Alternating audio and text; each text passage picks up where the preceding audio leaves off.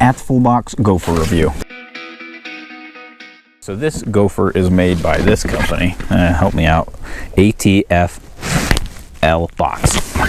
ATFLBOX. Okay, great. I think it's Chinese, but this thing is about 40 bucks, whereas the Caldwell Ballistics one is like 100 and something. So I decided to give this one a shot. I don't know how it's going to hold up. All my Caldwell Ballistics targets have honestly been my best targets that I have had. I'm going to shoot this today with my AR-15 as well as my 6.5 Creedmoor, and it's supposedly 3/8 AR500 steel, so it should be able to take it. And as you can see, it has a little floppy thing. I don't know if this board is the thing I'll have it on forever, but that's what it's on for now.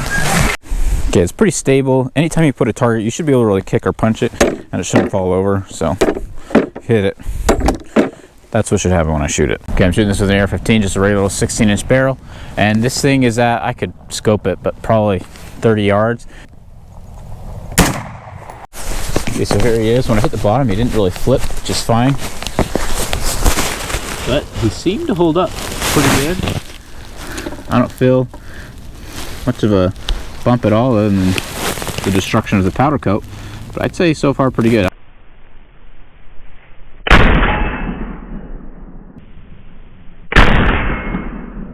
Everything with an AR looks fantastic. Let's go hit it with a 6.5. Essentially a point blank freaking shot for this. Ouch. Yeah, there you go. That's a 6.5 Creedmoor, and as you can see, this guy has held up really good.